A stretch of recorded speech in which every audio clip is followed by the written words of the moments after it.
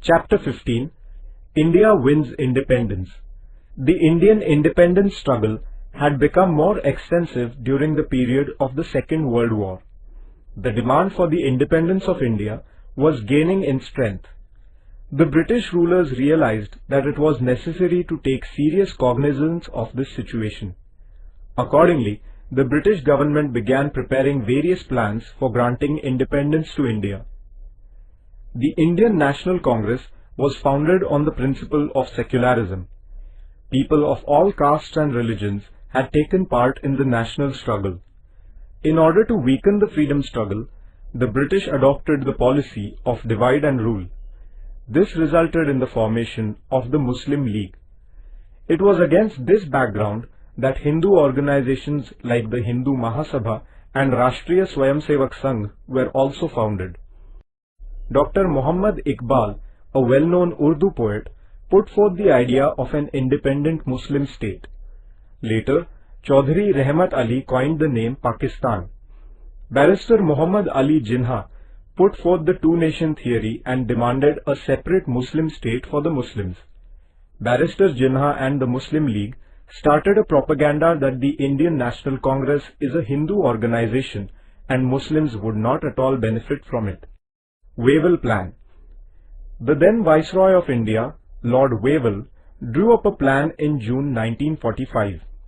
Among the major provisions included in this plan were a proper representation to Muslims, Dalits and the minorities in the central and provincial legislatures and an equal number of Hindu and Muslim members in the Viceroy's Executive Council. A meeting of all major political parties in India was called at Shimla to consider Wavell's plan. However, at this meeting, a consensus was not arrived at. Barrister Jinnah insisted that only the Muslim League should have the right to suggest the names of Muslim representatives to the Viceroy's Executive Council. The Congress opposed this contention. This plan could not succeed. The Cabinet Mission. After the end of the Second World War, the British rulers became favorable to giving independence to India. The British Prime Minister Attlee clarified Britain's policy about India in the Parliament. According to it, the right of the Indians to make their own constitution was recognized. It was made clear that the issues about minorities would not come in the way of India's independence.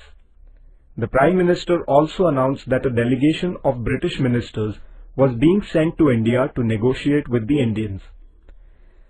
The Cabinet Mission, consisting of Pethick Lawrence, Stafford Cripps and A.V. Alexander, who were all British ministers, arrived in India in March 1946. They put England's plan about India before the Indian leaders.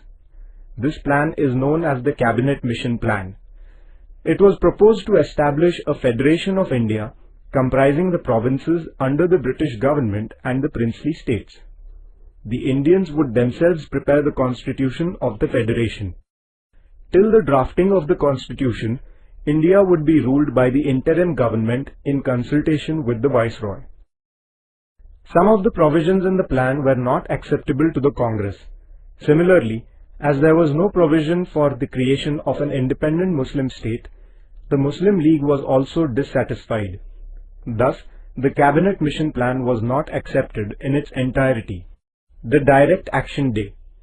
In accordance with the Cabinet Mission Plan, elections were held for establishing a Constituent Assembly in which the Congress secured an overwhelming majority.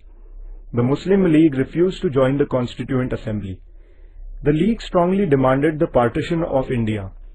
It was declared that 16th August 1946 would be observed as the Direct Action Day with a view to explaining the League's stand on the creation of Pakistan. The followers of the Muslim League resorted to violent ways. There were Hindu-Muslim riots all over the country. There were massacres in the Noakhali region in the province of Bengal. In order to put a stop to this violence, Gandhiji went there without giving a thought to his own life. He strove hard to establish peace there. The establishment of interim government. In such anarchic conditions, the Viceroy Lord Wavell formed an interim government of Indian representatives.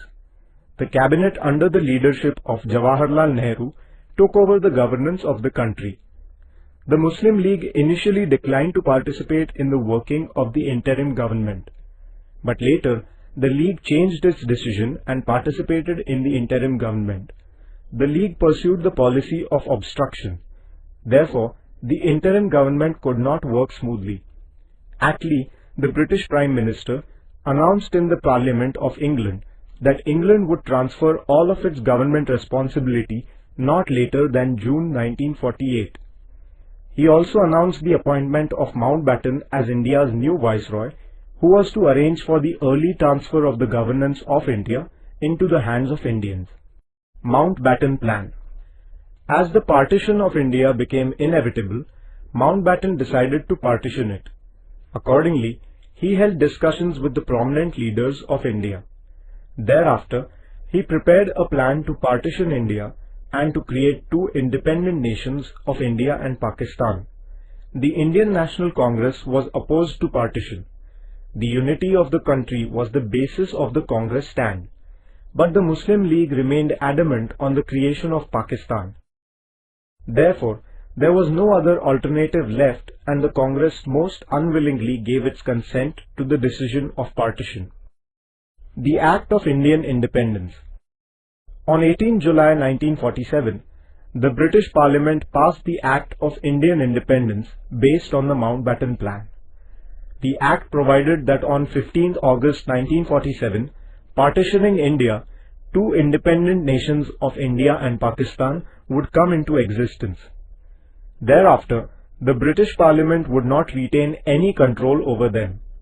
The British sovereignty over the princely states would also come to an end. They would be free to join either India or Pakistan or remain independent. India wins independence. India attained independence in accordance with the Act of Indian Independence. A meeting of the Constituent Assembly was going on in the hall of the Parliament House in Delhi till the midnight hour on 14 August 1947. At the stroke of the midnight hour, India's dependence came to an end. India became an independent country.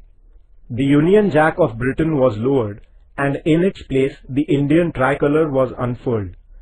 The chains of years of slavery fell away.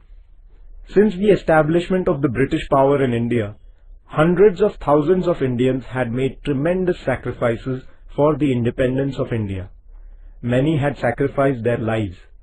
The freedom now won was the fruit of their great sacrifice. The first Prime Minister of independent India, Pandit Jawaharlal Nehru, aptly expressed the importance of this historic movement in his memorable speech. It is fitting that at this solemn moment, we take the pledge of dedication to the service of India and her people, and to the still larger cause of humanity. Hundreds of thousands of Indians celebrated the independence of India with enthusiasm. The joy of attainment of freedom was not untinted. The people of India were grieved because of the partition of the country and the terrible violence. Gandhiji did not join the celebration of independence. Instead, he strove to maintain peace and communal harmony in Bengal. Within 6 months of attainment of freedom, Nathuram Godse brutally assassinated Gandhiji on 30th January 1948. Gandhiji strove day and night to preserve Hindu-Muslim unity and laid down his life in the same cause. India becomes a republic state. The Constituent Assembly started its work of drafting the Constitution of India in 1946. The Constituent Assembly included a number of honorable members such as Dr. Rajendra Prasad, Pandit Jawaharlal Nehru, Dr. Babasaheb Ambedkar, Sardar Vallabhbhai Patel, Maulana Abul Kalam Azad, Sarojini Naidu, J.B. Kriplani, Rajkumari Amrit Kaur, Durgabai Deshmukh and Hansaben Mehta. The Assembly appointed a drafting committee under the chairmanship of Dr. Babasaheb Ambedkar to prepare a draft of the Constitution. The Constitution of Independent India came into force on 26 January 1950. Dr. Babasaheb Ambedkar is the architect of the Constitution of India. Indians had kept their firm belief in the values of liberty, equality, fraternity and democracy close to their heart in their struggle against the British imperialism. Our constitution is based on these very values.